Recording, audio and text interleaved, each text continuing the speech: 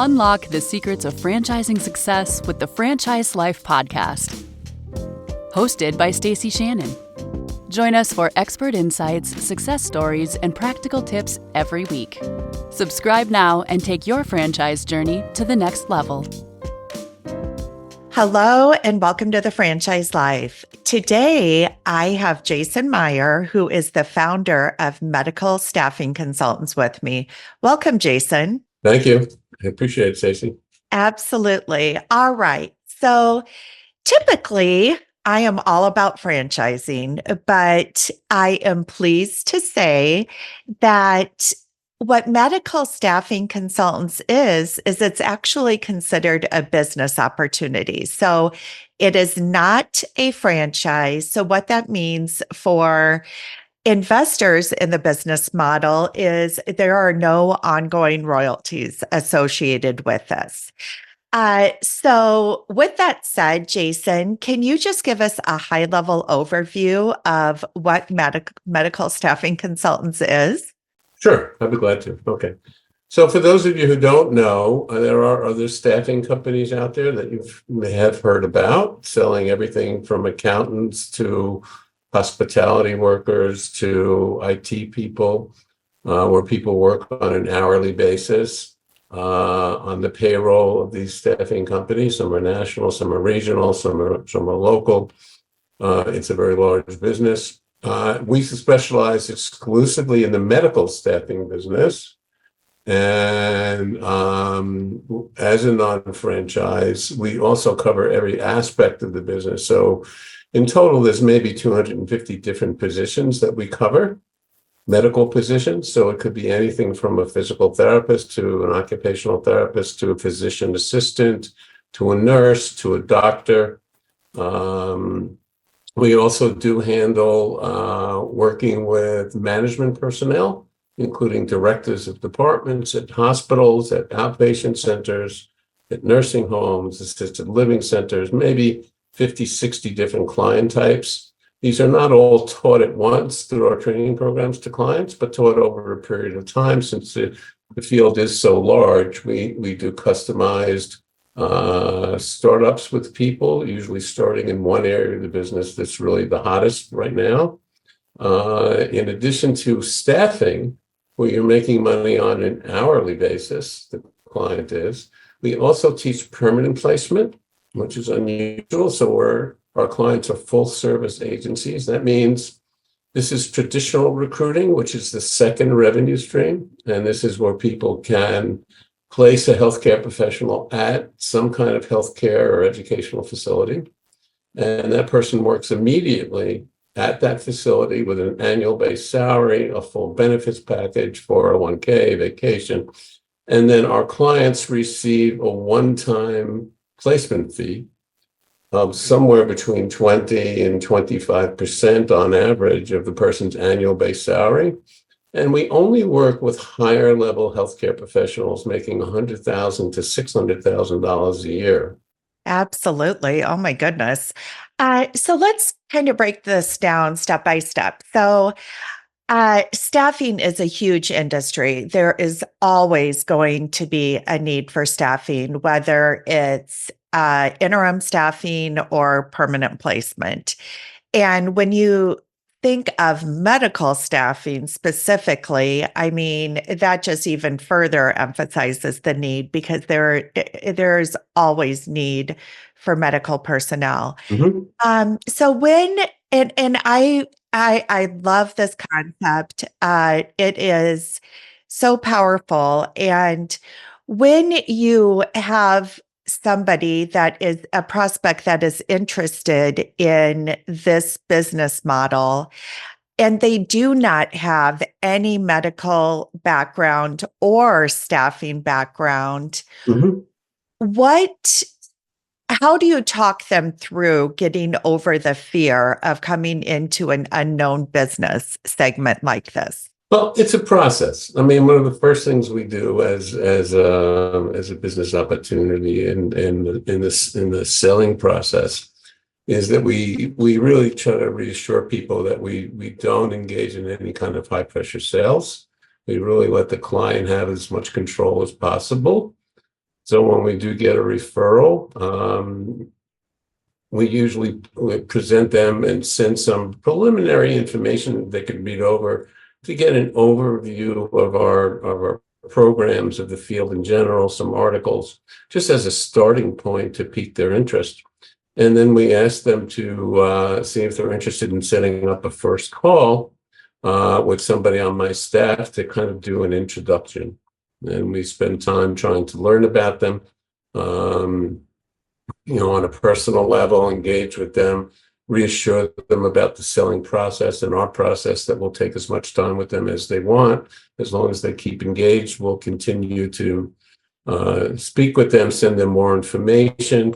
Eventually, if they're interested, among other things that they're looking at, we'll certainly send them out for validation, which is extremely important, to speak to a range of different types of clients of ours with their backgrounds and their websites of these other clients. And we usually break it up in terms of people that have been in the business a very long time. We've been around for 21 years, as well as some people that just started and other people in between. So they get a good variety of people to speak to with different backgrounds who can tell them about the business. So it's a combination of a lot of info. We have a huge library, a lot of objective sources that they can check out themselves, in addition to information we send them from professional organizations and our own research, as well as even profit and loss statements that are projected but not guaranteed. So it's a process that we've been using for years very successfully, and we do differentiate as being the only non-franchise in this business, which means not only no royalties, they pay us only once, but also no territory restrictions. So people can work literally across the United States from one office location, or even from home, a home-based office, eventually hiring and expanding and scaling, because we do provide comprehensive services, which includes everything from help with infrastructure, a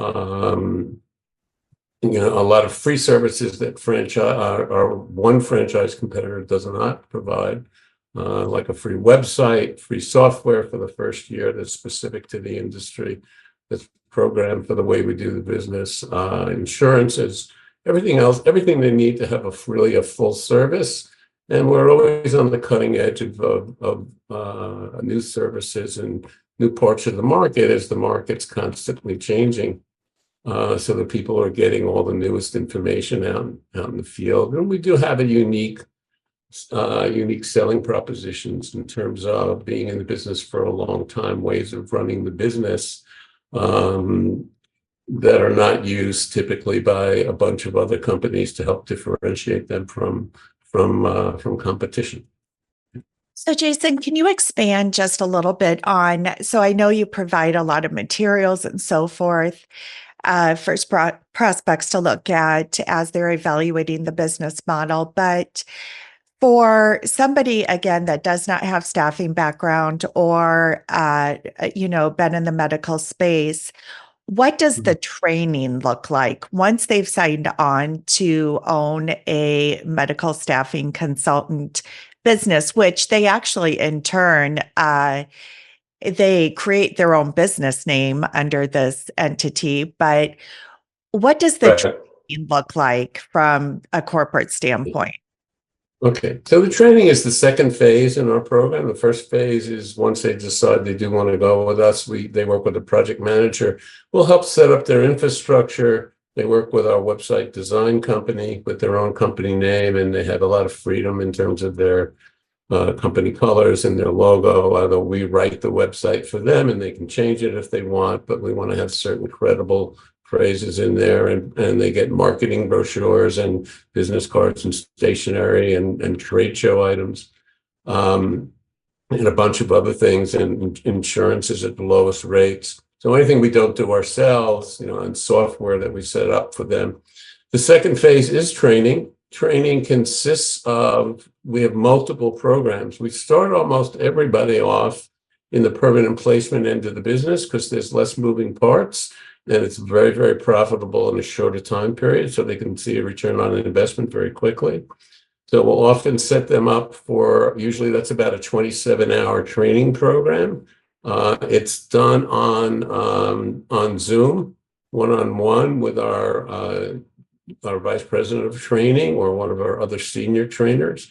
They get a copy of that to keep as a resource to refer back to. That also includes some voluminous training manuals on real how to run the business, any forms or documents that they need in order to operate the business are also sent to them, and they're customized with their company logo in full color, anything that goes out of their office, so that the branding of the company is consistent in terms of their website and their forms and documents, and also their brochures. And then we have ongoing support in phase 3. So there's Q&A sessions during there. The trainer will set up a customized program for each client.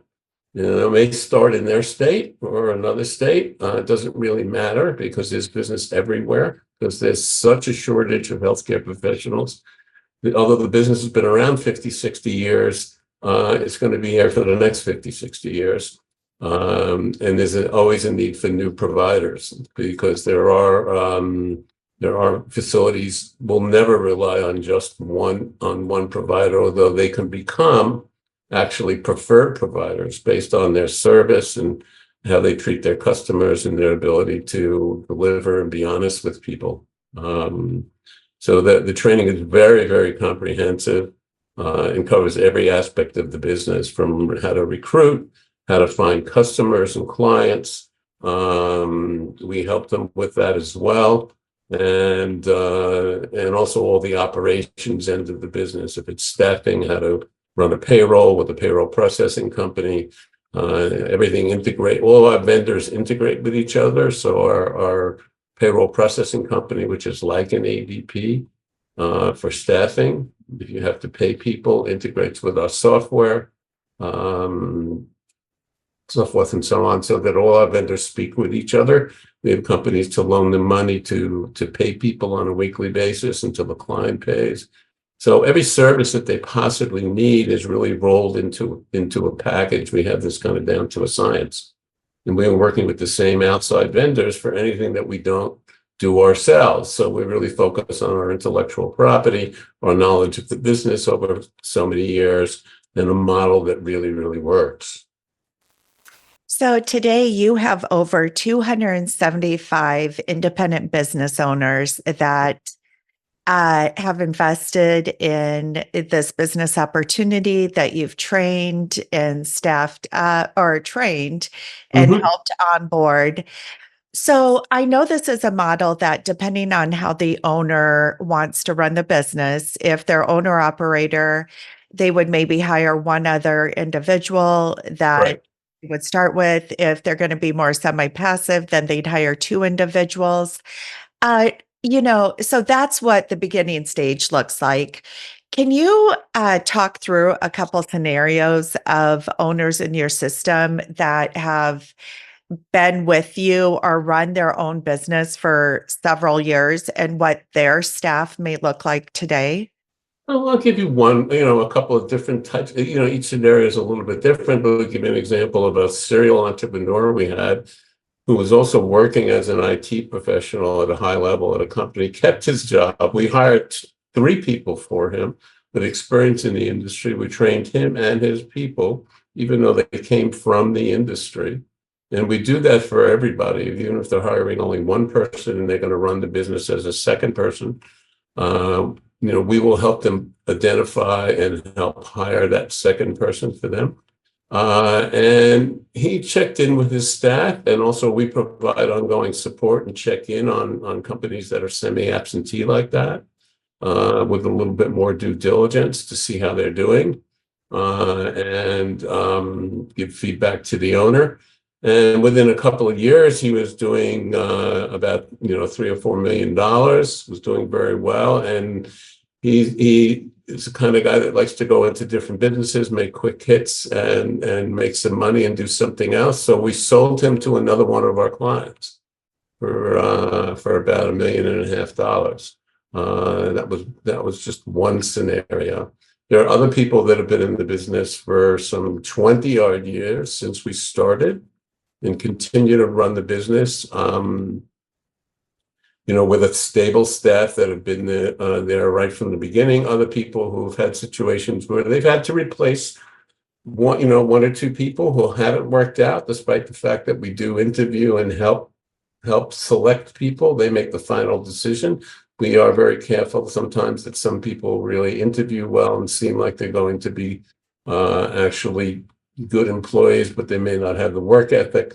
So we'll find that out very quickly, and we have really close relationships with our clients. They can speak to us 1,000,000 times a day, and people aren't working out. We help them get rid of them quickly and find a replacement, since it is so important in a small company. If it's just a second person, two people running the business, it does require one person to have just some good interpersonal skills, even though they don't have a background, to do kind of the sales and recruitment. And it really has to do with talking like you and I are talking today, being able to say, for instance, at a party, what you do for a living, and just actually a little bit more informal in a way. Because decision makers are often directors of departments that are clinicians that have been promoted based on their own, this is on the selling side, been promoted based on their clinical skills. They're nice people, but they've gone into the healthcare business. So they want people to be real with them and be able to make a little bit of small talk and do business with people that they like. They're going to be able to be credible right after training enough to do business with them, even though the clients know they may not have a lot of experience, or they may not even care. But the important thing is to be able to come up with people that really meet their job requirements. Right. And the customer service is good, and they're continually checking in to make sure things are going well, because there's a lot of repetition and client repetition in the business. And then they need a second person who's really good in operations and details, more back office, to run with the software in the back, maybe run payroll, or billing if they're to be trusted. Otherwise, the owner or someone else will do it in the beginning, or we can have it outsourced for them inexpensively. And so there's two skill sets, which are very common in just about any business: an operations person and more of an HR kind of person. So we're very honest with clients if we feel that they don't have the right personality for sales, even though it's not high pressure sales. It's relationship-based selling. And the same thing on the recruitment, which is a relationship as well. We'll tell them honestly, we don't think you're right for this, and it's very important that you have the right people. So we're going to put you in the operations side, and we'll help you find a sales and recruitment person, or vice versa. So let me ask you this. So you guys provide a tremendous amount of support. Actually, all of the support of a franchise model, plus you help with the recruitment and the vetting of employees that your investors need to hire. Correct. I get asked this question, and I've never really been able to articulate it. How do you make money? Like, why did you choose it to be a business opportunity and not a franchise? Because typically it's the royalties that sustain a franchise system, right? That's true. So how do you make money and continue to give the level of support you do for a year or 2 years or 3 years following an investment? Yeah, we actually at times give it up to 20 years or even longer. There are people still talking to 20 years later and giving advice to. We have a small staff, and so we run extremely lean. The same people have been with me for years. Then we've got this really down to a science. Some people thought we were crazy to actually do this model.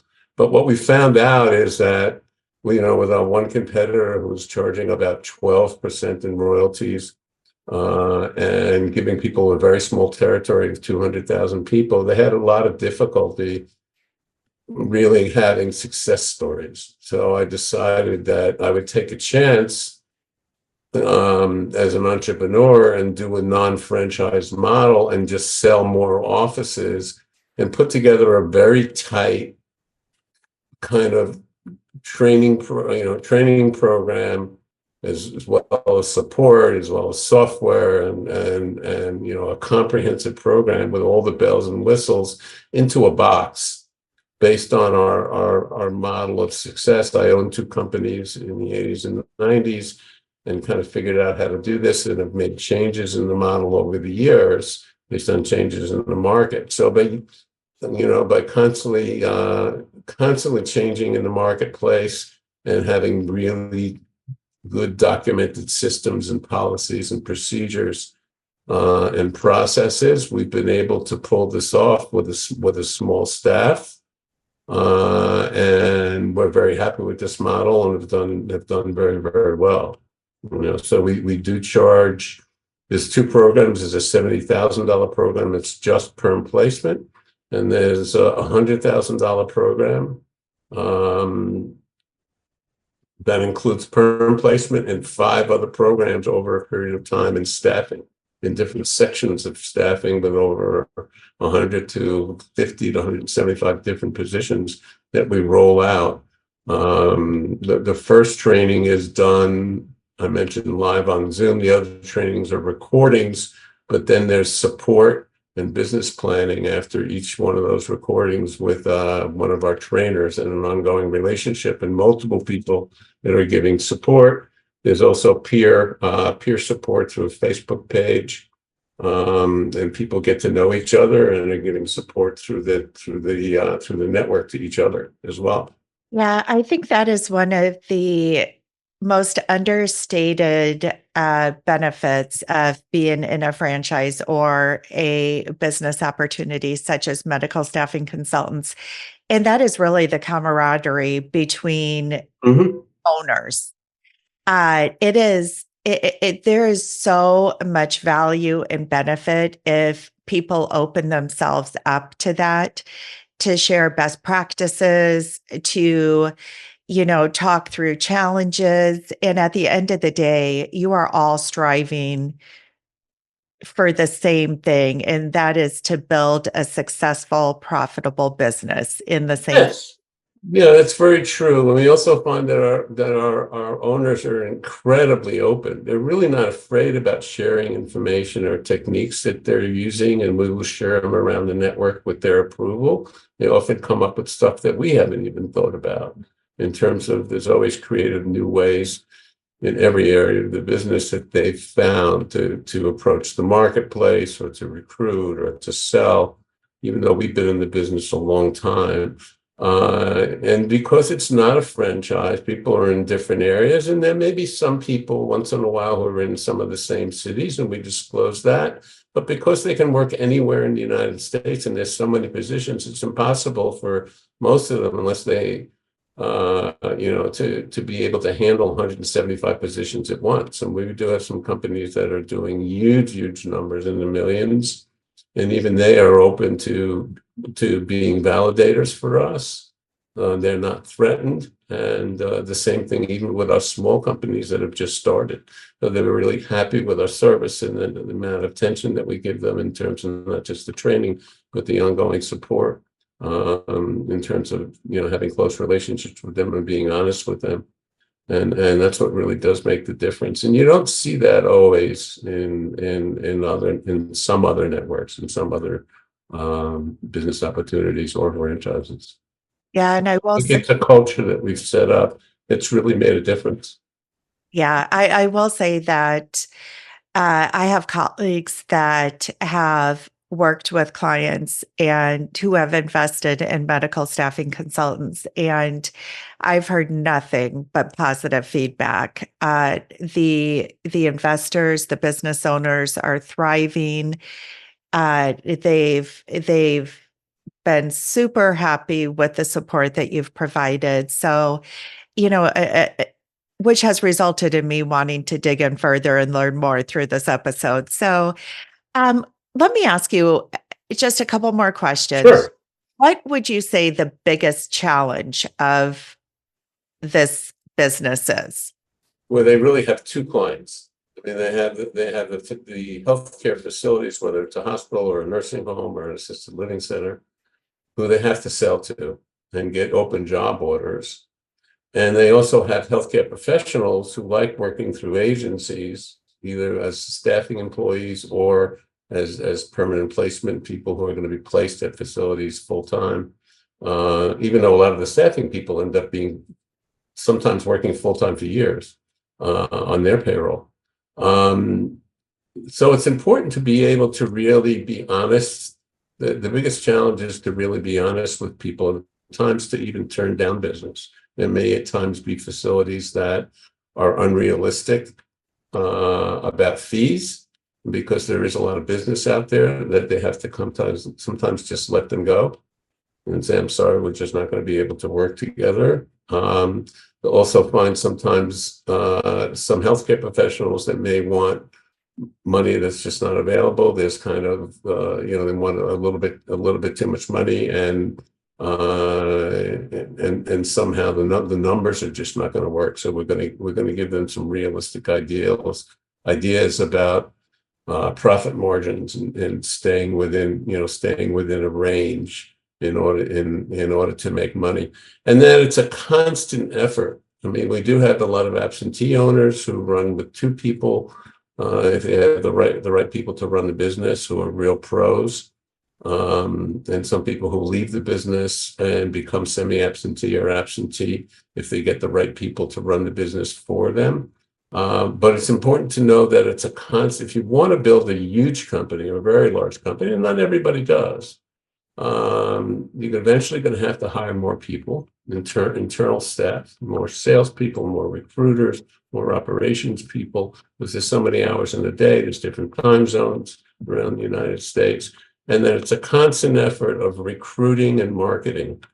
It's never enough, because there's going to be at times, the frustrating part could be just misses, because you find the right kind of healthcare professional, whether it's a physical therapist, but they don't want the setting. The healthcare setting may be a hospital, and they want to work in an outpatient center.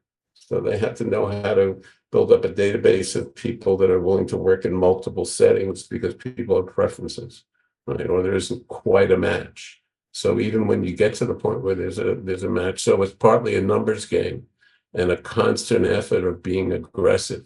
So you can have a great business just working 9 to 5, Monday through Friday, and do very, very well. But if you're willing to work harder, or have people work harder, and compensate them well through commissions on top of a base salary, to put in more hours, the more money they're going to make, but to hire more people. But it's not unusual for most people to do somewhere between $1 and $5 million in their first year in a 2-person operation. We're not going to guarantee it. We'll show it in a P&L, and they can speak to our clients.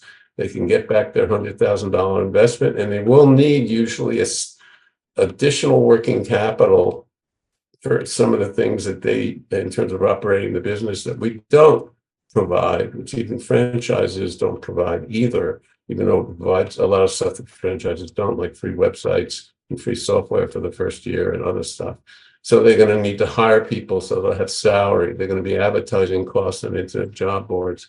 So for a $100,000 program, we'll help them with the financing, working with brokers. They're going to need another 80 to 100, maybe. They may not need all of it. And a $70,000 program, maybe another 70 in working capital. So we want to make sure people can sleep at night. And so we want to accept people that we really think are good fits. There are some people that we don't accept, and even if they do have the money, but we want to make sure they're financially secure and they're able to get to sleep at night, because we have a conscience also. And most people aren't multimillionaires. And they're putting a lot of money down and making a huge personal investment in the change in their family and their careers. So we really don't want failures. We have a success rate in 93% centile, which is really kind of amazing. We'd like to keep it that way. Well, you answered the second question in that as well. So I did know that in addition to the $70,000 or $100,000 programs, the two that you offer, you did need additional working capital. And as you said, that's the same with any franchise. So right. this is all there's a term that's going around in franchising. It's called responsible franchising. And even though you're not a franchise, Mhm. Everything you just described about choosing the right clients to accept as business partners, accepting, making sure that they have enough working capital because you guys want to sleep at night. That goes hand in hand with being responsible and being a good business person, right? I appreciate that. Yeah. Yeah. Well, Jason, thank you so much for My pleasure. joining Please, me. any of your people that are interested in speaking to us, we're always available. And there's a referral process, that's well known in IFPG in terms of referring candidates. Or if they just want to run people by us to see if they're potential candidates, we're always available. Absolutely. Well, thank you so much. For anybody that is interested in learning more about medical staffing consultants, please feel free to reach out to me at Stacie@fusionfranchising.com. Thanks and have a great day.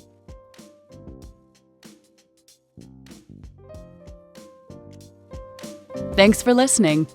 Subscribe for more on the franchise life.